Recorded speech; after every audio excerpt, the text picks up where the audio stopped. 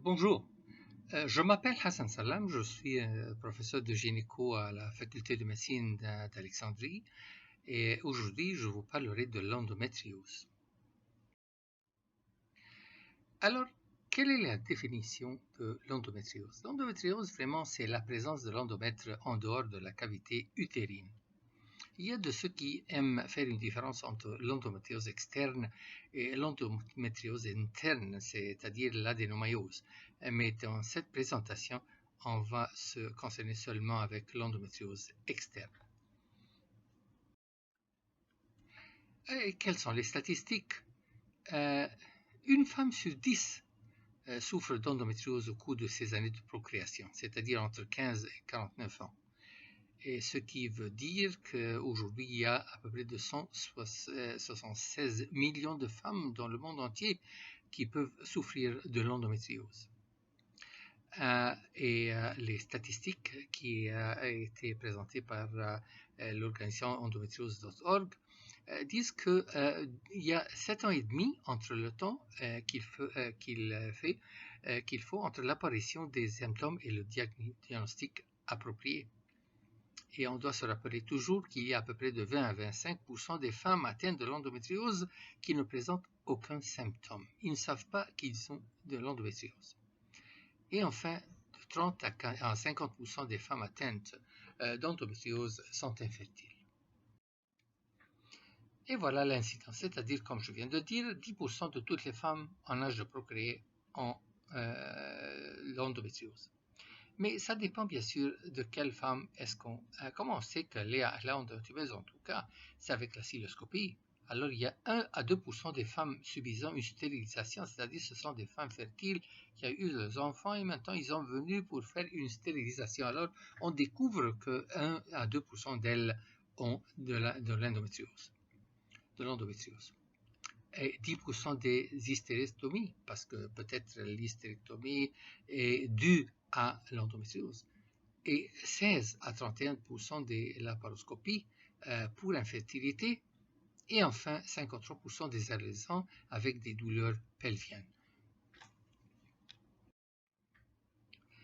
Alors, quels sont les sites de l'endométriose? L'endométriose peut se trouver n'importe où. Principalement, bien sûr, c'est autour de l'ovaire, de la poche de l'ovaire, du cul-de-sac postérieur, les ligaments utérosacrés, mais elle peut se trouver même à la poche utérovésicale, sur la vessie, dans l'utérus, le vulve, le pyrénée, le septum rectovaginal, le côlon pelvien, l'iléon, même dans une cicatrice chirurgicale ou même à l'ombilic.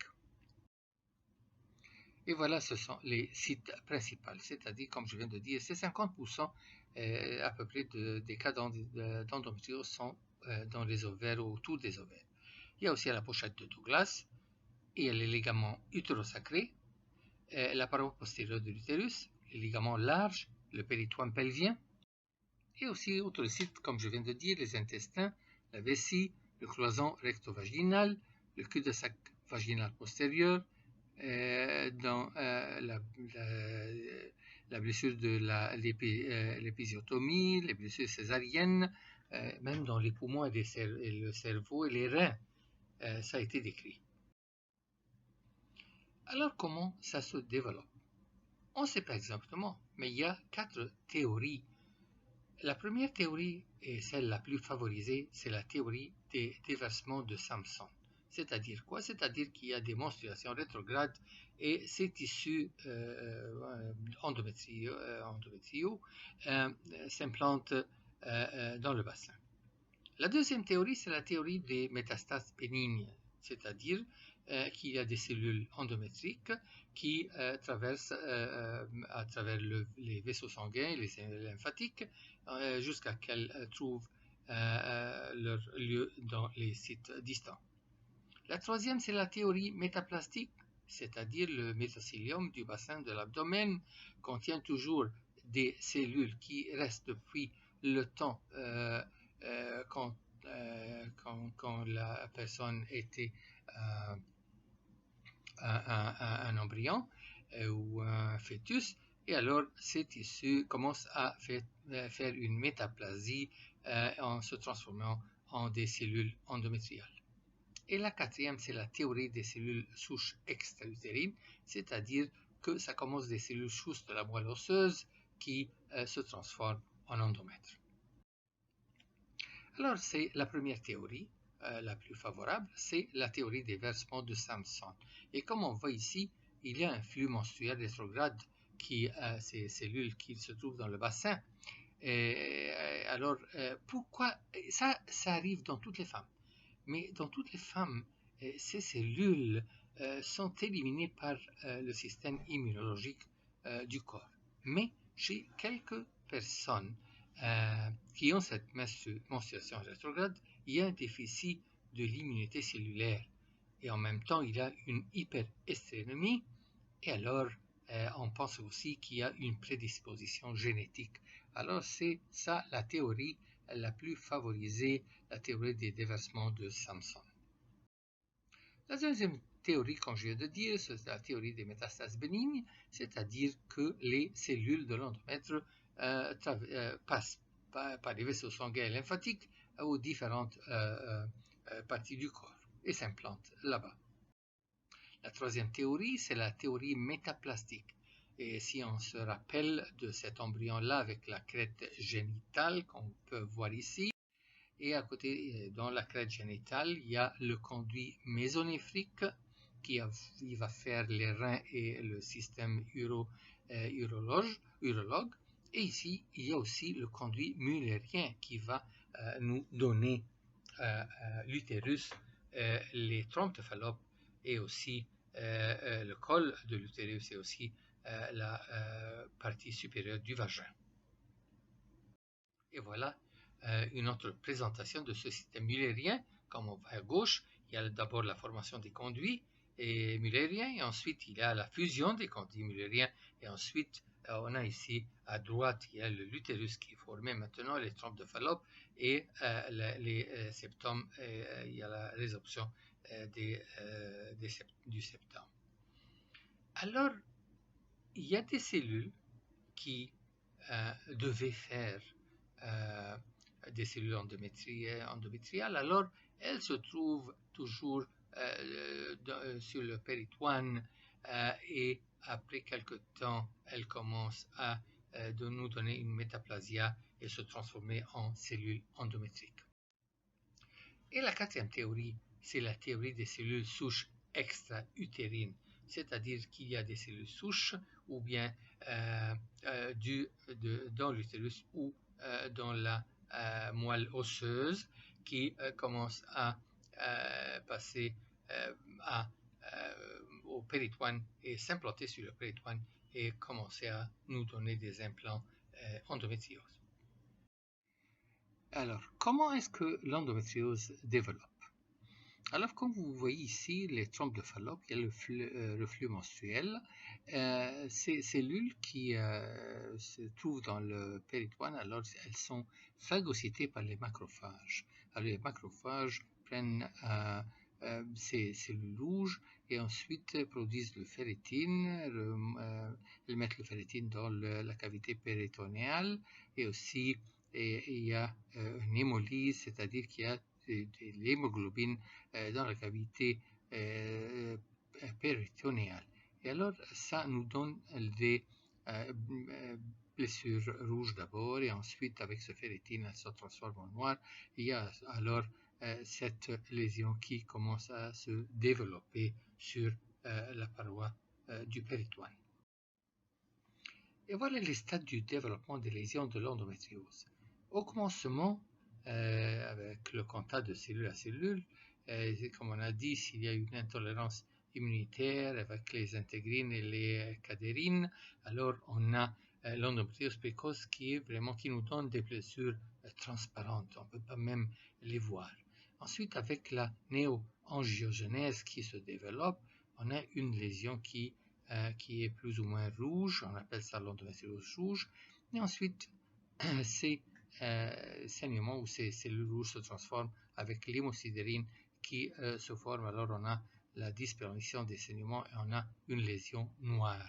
Et enfin, avec l'apparition de fibrose, notre lésion devient plus ou moins blanche, alors nous avons la lésion blanche. Alors ça se transforme de transparent à rouge, à noir et enfin à une lésion blanche. Eh bien, alors, quelle est la présentation clinique de l'endométriose? Qu'est-ce que ça entraîne?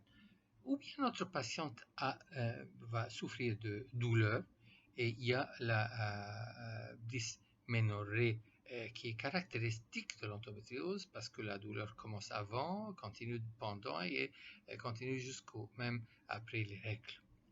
La deuxième présentation clinique, c'est que notre malade vient plaindre de l'infertilité. Elle a essayé avec son conjoint d'avoir une grossesse, ils n'ont pas eu du succès. Et la troisième chose qui parfois nos patientes nous disent qu'il y a des taches sanguines qui sont prémenstruelles et ça nous signale qu'il y a une insuffisance de la phase lutéale. Elles ne viennent pas pour les taches sanguines prémenstruelles, mais on peut découvrir ça dans notre discours avec notre patiente.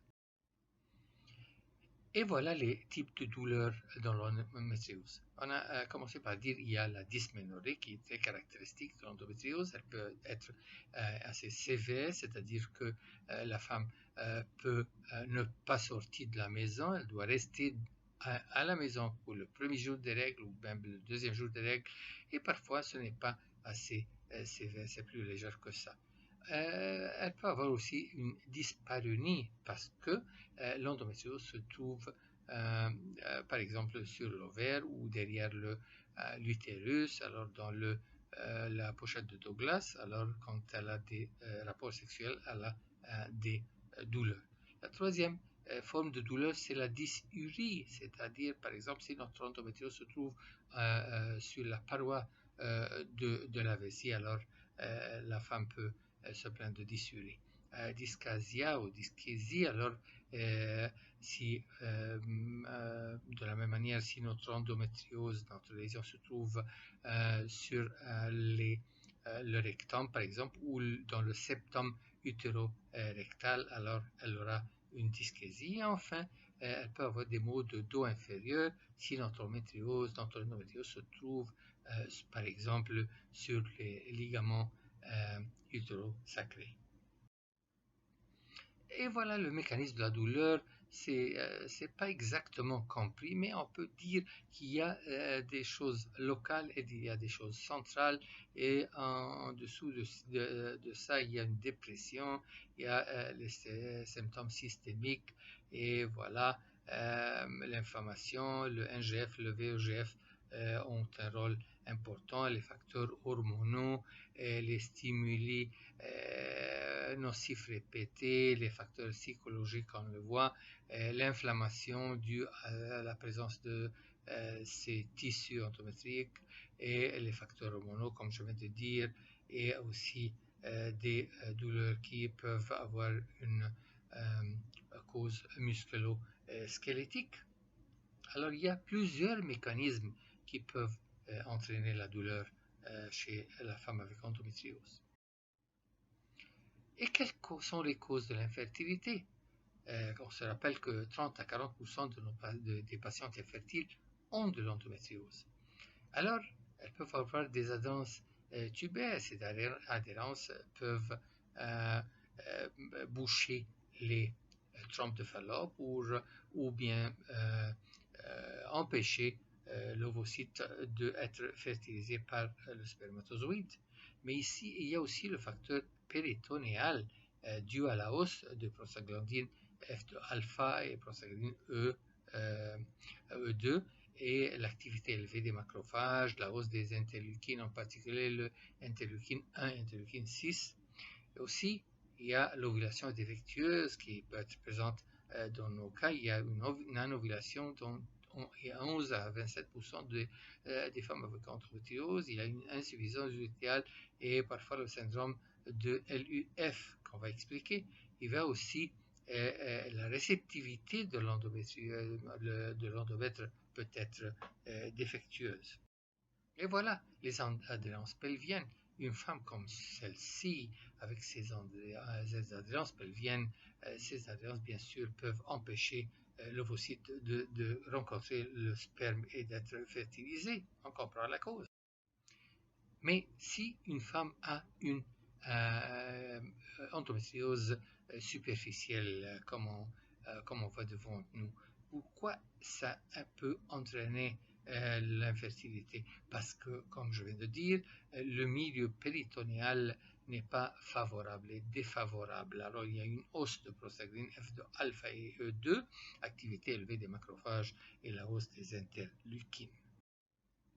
Le troisième mécanisme qui peut jouer un rôle dans l'infertilité dans ces cas, c'est l'ovulation défectueuse, comme je viens de dire. Alors on a une ovulation dans 11 à 27%, insuffisance lutéale et le syndrome de LUF, c'est-à-dire un follicule lutéinisé mais non rompu. Ça, c'est un peu rare, il y a pas ça, bien, ça peut arriver, bien sûr. Et voilà, la progestérone qui est en bleu, elle peut ne pas s'élever assez pour supporter une grossesse, c'est-à-dire que la phase lutéale est insuffisante et dans ce cas, notre grossesse ne va pas continuer. Et voilà le quatrième facteur, ou le quatrième mécanisme, c'est la réceptivité endométriale défectueuse, comme Dr. Bruce Lessig et Kim, qu'est-ce qu'ils ont dit? Ils ont dit, voilà, cet endomètre qui est assez agressif pour s'implanter dans le péritoine, peut-il être aussi agressif vis-à-vis l'embryon qui essaie de s'implanter comme on voit dans cette photo, et il y a tout un mécanisme pour expliquer pourquoi l'endomètre, la réceptivité endométriale dans ces patientes peut être défectueuse. Bien, alors, comment on peut faire le diagnostic de l'endométriose? C'est pas facile, il y a une difficulté à le diagnostiquer parce que les symptômes ne sont pas spécifiques, il n'y a pas de biomarqueur spécifique, il y a un manque de sensibilisation chez le public, il y a aussi la stigmatisation ou la normalisation des symptômes. Alors, quels sont les symptômes, quand je vais te dire, ou bien la douleur, ou l'infertilité, et parfois des taches sanguines prémenstruelles? Qu'est-ce qu'on fait ensuite? On fait un examen abdominal, on fait un examen vaginal, et parfois on a besoin de faire l'échographie, on l'a fait dans la plupart des cas, mais parfois on a besoin de faire un IRM. Et enfin, nous avons notre étalon d'or, c'est la célioscopie. Et voilà l'examen abdominal. On peut trouver rien, mais on peut aussi trouver une masse provenant du bassin qui est située dans la fosse iliaque normalement, qui est tendre et qui n'est pas librement mobile. Mais comme je viens de dire, il est possible qu'on ne peut trouver rien avec notre examen abdominal. Ensuite, on fait un examen vaginal, une touche vaginale comme on voit ici. Et alors, on peut aussi ne trouver rien, mais en même temps, on peut trouver avec l'examen au spéculum, on peut voir des lésions vaginales. Avec notre examen pelvien ou notre touche vaginale, notre examen bimanuel, on peut constater que l'utérus est rétracté et aussi fixe, qu'il y a une masse annexielle qui est tendre et qui est fixe. Et on peut aussi voir que les ligaments utéro-sacrés sont tendres. Et ensuite, avec l'examen rectal, on peut voir qu'il y a une tendresse dans la poche de Douglas, ou bien des nodules dans la pochette de Douglas, comme je viens de dire. Parfois, on a besoin de faire un examen recto-vaginal.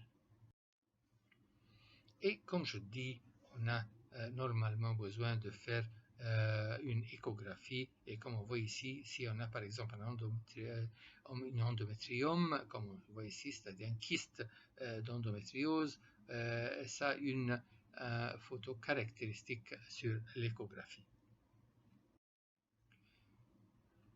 Et aussi, parfois, avec l'échographie, on peut avoir des choses rarement qu'on peut voir. Par exemple, ici, on peut voir une nodule endométriosique dans la vessie, parce que la vessie est pleine et, pendant l'examen, et la personne qui a fait cette échographie a constaté qu'il y avait une nodule là-dedans. Et enfin, si on fait le IRM, on peut voir s'il y a une endométriome, mais ça, bien sûr, on peut la découvrir avec notre échographie, même en 2D, mais 2D, mais aussi avec 3D ou 4D, on peut voir même mieux.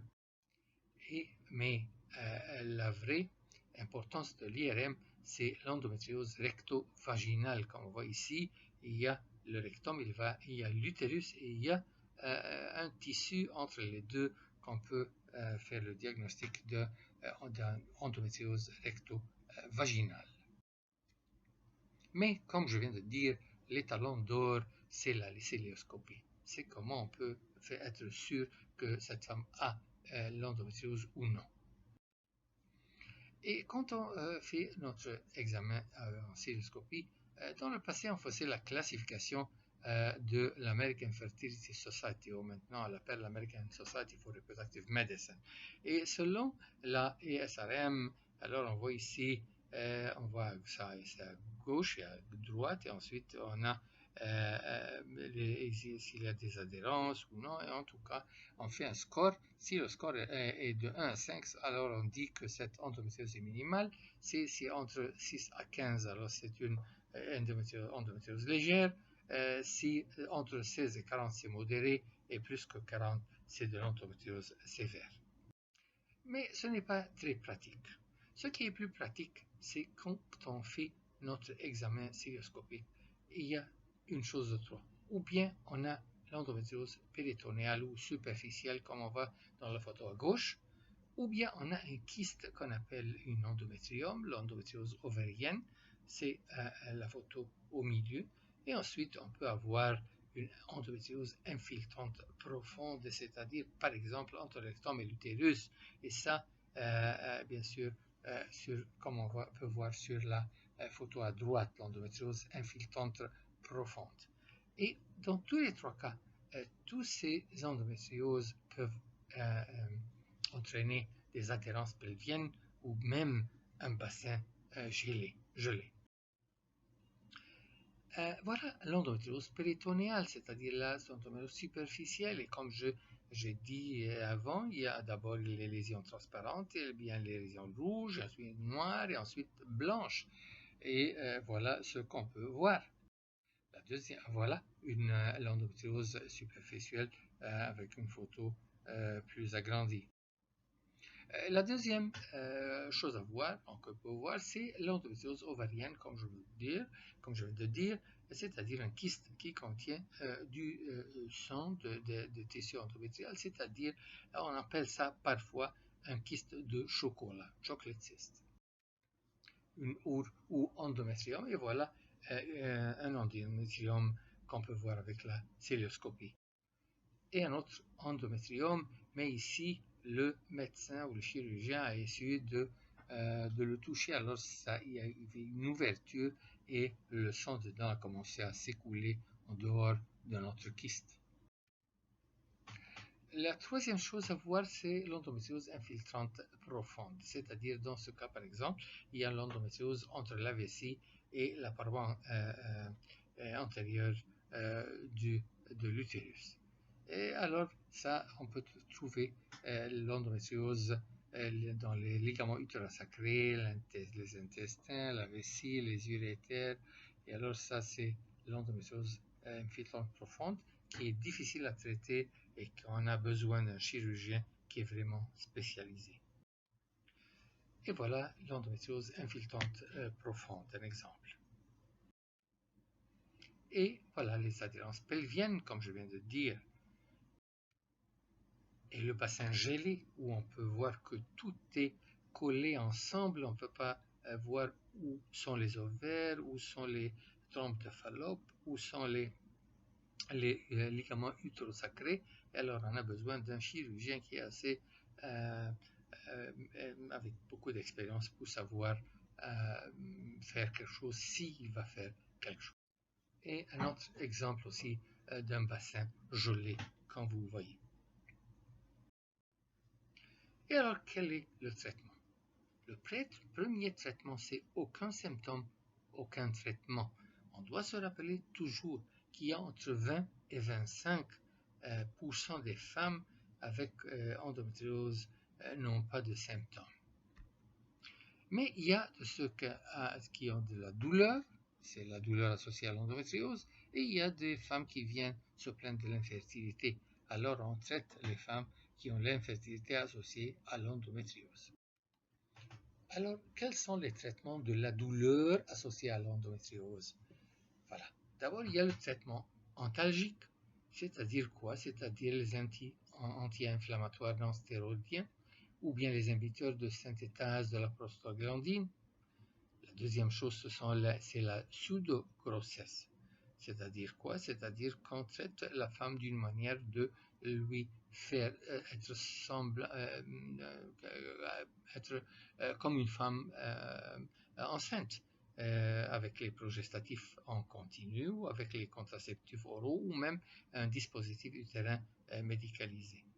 Le troisième groupe de médicaments qu'on peut donner, c'est le danazol et les analogues de GnRH qui diminuent le niveau du FSH, de l'âge des gonadotropines, c'est-à-dire que notre femme est en pseudo-ménopause. Dans ce cas, elle arrête, ces médicaments arrêtent les règles, bien sûr, elle est alors comme une femme en ménopause. Et la quatrième chose, c'est le traitement chirurgical. Si tout ça n'a pas faire que la douleur disparaisse, alors parfois on a besoin de traitement chirurgical par laparotomie ou même par chirurgie cystoscopique ou même robotique. Et voilà, commençons avec les inhibiteurs de la prostaglandine synthétase, ou la synthétase de la prostaglandine. La synthétase, c'est l'enzyme qui est responsable de la production de prostaglandine. Et alors, c'est le cyclooxygénase. Alors, cet acide méfénamique peut inhibir l'enzyme cyclooxygénase et ensuite peut réduire le saignement par autant de 30%. Ces médicaments peuvent réduire la dysménorrhée ou elles doivent être prises pendant la menstruation. Elles sont contre-indiquées chez les femmes ayant des antécédents d'ulcère gastrique ou gastro-intestinal ou gastro-duodénal. Ensuite, on a dit qu'il y a les médicaments qui nous donnent un cas semblable à la grossesse, la pseudo-grossesse. Ce sont les progestérones ou les progestatifs en continu, mais tout en continu. Alors, il y a les progestatifs en continu. Ce qui est utilisé dans la plupart des temps, c'est l'acétate de la méthylprogestérone, méthylprogestérone acétate, 10 mg par jour, par voie orale, et voilà la formule. Il y a aussi les contraceptifs oraux en continu, mais en continu, on ne s'arrête pas. Il y a aussi le Dienogest, qui est aussi en continu. Il y a des dispositifs intra-utérins médicamenteux, comme je viens de dire. Et voilà les contraceptifs. Il y a beaucoup de contraceptifs, bien sûr, et on peut utiliser n'importe lequel parce que tous ces contraceptifs contiennent ou bien la progestérone, ou normalement c'est un progestatif, c'est-à-dire quelque chose qui ressemble, ce n'est pas la progestérone, mais quelque chose qui est semblable à la progestérone. Et voilà le Dienogest aussi, qui est très bien pour la douleur. La lésion est hautement sélective au récepteur de la progestérone. Ce Dienogest inhibit, et il produit une inhibition modérée de la sécrétion des gonadotropines. Alors il y a une diminution de la production androgène de l'estradiol. Et ça, alors, ça va nous donner un environnement hyperprogestatif et hypoestrogénique. Comme on voit à droite, la progestérone augmente beaucoup et l'estradiol diminue beaucoup. Alors avec ce progestérone qui augmente, alors on a le pseudo-grossesse. Et enfin, la distillation et l'atrophie de l'endomètre ectopique parce que l'estradiol diminue. Et enfin, on a les dispositifs intra-utérins médicamenteux contenant méthylprogestérone, c'est-à-dire qu'elles contiennent de la progestérone, parce que l'idée, bien sûr, c'est que de traiter cette femme avec de la progestérone. Il y a aussi voilà, la pseudoménopause, c'est-à-dire le danazol, comme je viens de dire, c'est un antigonadotrophine et anti-androgène. On donne 800 mg par jour pendant 6 mois. Et le danazol peut affecter le foie, alors on ne l'utilise pas fréquemment. Et il y a aussi les analogues de la GnRH, c'est-à-dire que ces agonistes de la GnRH, elles ressemblent au GnRH. On a le GnRH en haut de notre diapo. Voilà, c'est décapeptyle, c'est-à-dire 10 acides aminiques, et ce que les laboratoires pharmaceutiques, qu'est-ce qu'ils ont fait? Ils ont changé le numéro 6, le glycine, pour nous donner le proléline, la goséréline, la buséréline, triptoréline, et ce sont des antagonistes de la GnRH. Et comment est-ce que ça fonctionne? Comme on voit ici à jaune, ça fait une petite augmentation des niveaux du FSH ou du LH, c'est-à-dire les gonadotropines, et ensuite ça commence à diminuer, elle diminue, continue à diminuer, de diminuer jusqu'à tant que notre malade prend son agoniste. Il y a aussi des antagonistes qu'on peut utiliser, mais elles sont à court terme, alors on ne peut pas les utiliser comme les agonistes. Les agonistes sont plus favorables ici.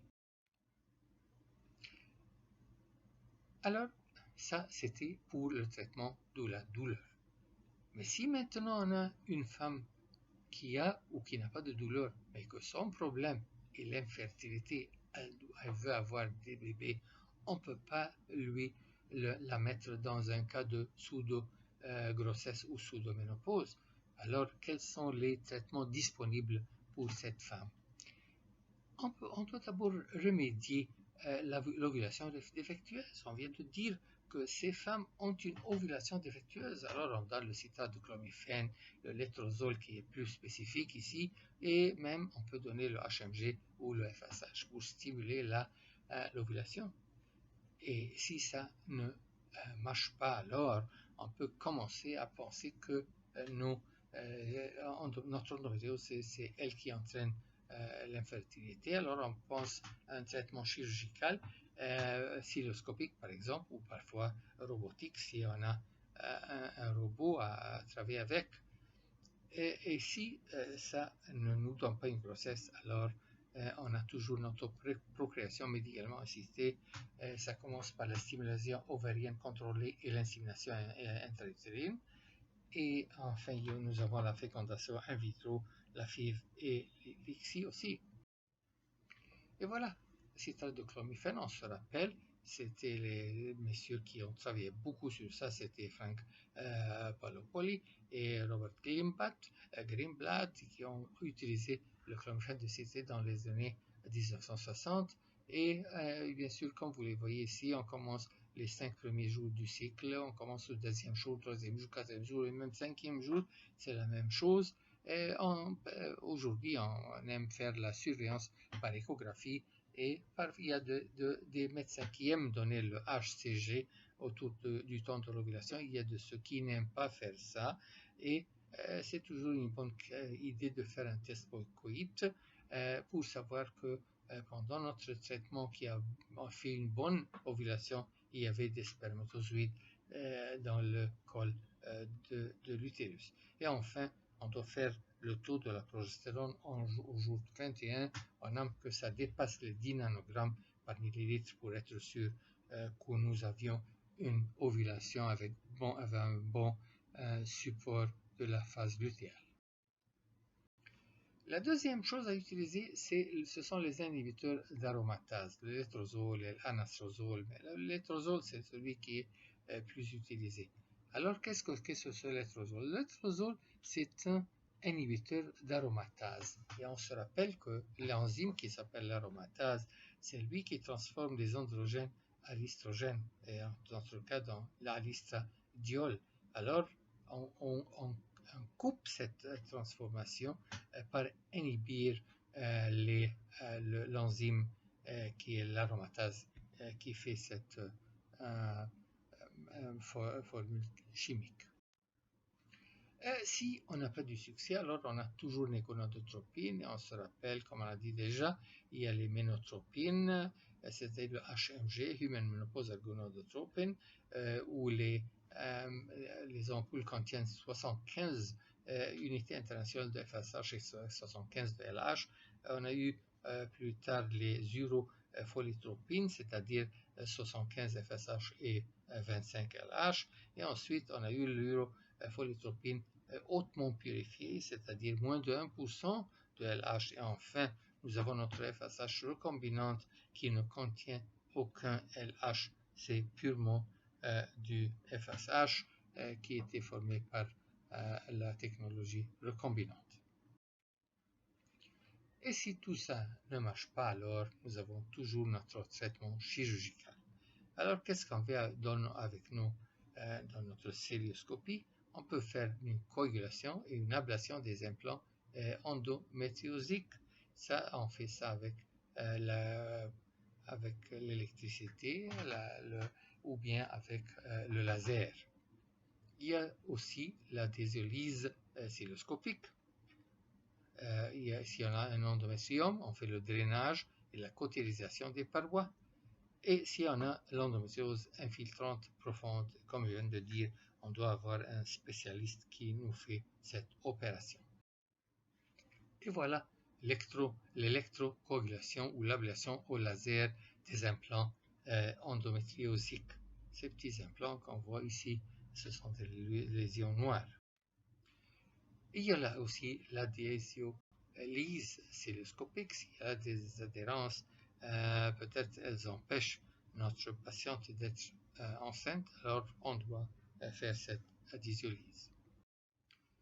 Et si on a un endométrium et on a décidé que cet endométrium est la cause de notre infertilité, alors on a alors besoin de faire l'opération. Ici, le chirurgien a commencé à ouvrir la paroi extérieure de notre coupe, mais et après faire ça, il fait la cautérisation des parois. Ça, bien sûr, peut affecter la réserve ovarienne. Alors, on doit être très prudent quand on fait une opération quelconque, comme celle-ci. Et enfin, nous avons la chirurgie pour l'endométriose infiltrante profonde, comme je viens de dire, qui a besoin d'un chirurgien qui est assez spécialisé. Normalement, ces femmes ne sont pas ici pour l'infertilité. Elles font ces opérations pour la douleur parce qu'ils ont une endométriose quelque part et qui se réagit à nos hormones. Alors avant les règles, pendant les règles, après les règles, la femme peut avoir beaucoup de douleur. Et voilà un autre exemple de notre endométriose infiltrante profonde. À gauche, nous avons cette masse d'endométriose, petite masse d'endométriose, mais qui est entre le rectum et l'utérus, c'est-à-dire dans le septum recto-utéral. Et voilà, à droite, nous avons notre patiente où le chirurgien va faire cette endométriose infiltrante profonde. Et parfois, si on a un robot, on peut bien sûr faire ça avec un robot. En fait, comme vous voyez ici, il y a deux robots. Il y a le chirurgien et son assistant qui travaillent sur le robot, mais il y a aussi un ou deux personnes qui leur aident et qui ont mis nos instruments avec la patiente sur le lit et qui sont fixés d'une manière que seul le robot peut les bouger. Et alors sinon, on a toujours notre procréation médicalement assistée, la PMA. Et on commence bien sûr avec l'insémination intra-utérine si les trompes sont claires. Si les trompes sont bouchées, alors il n'y a pas besoin de faire l'insémination intra-utérine. On fait directement la fécondation in vitro, la FIV. Et s'il y a une issue avec le sperme, on a parfois besoin de faire la ICSI, l'injection intracytoplasmique des spermatozoïdes. Et voilà comment on fait l'insémination intra-utérine que j'ai expliqué déjà quand on a parlé du facteur masculin. Et ce qu'on fait, c'est qu'on fait une stimulation ovarienne contrôlée. On donne à cette femme des médicaments pour stimuler son ovulation, et ensuite, quand on a de bonnes follicules sur l'échographie, alors on fait notre insémination intra-utérine. Mais si les trompes sont bouchées, alors on a besoin de faire la FIV, c'est-à-dire la fécondation in vitro. C'est-à-dire que les ovocytes vont être récupérés et en dehors du corps, fertilisés en dehors du corps et ensuite remplacés avec un cathéter 2 jours après, comme on le voit ici. Mais si on a un problème avec notre analyse du consort masculin, alors on a besoin dans ce cas de faire l'injection intracytoplasmique de spermatozoïdes qu'on appelle la ICSI. Et voilà, ça nous amène à la fin de notre présentation sur l'endométriose. Je vous remercie pour votre patience.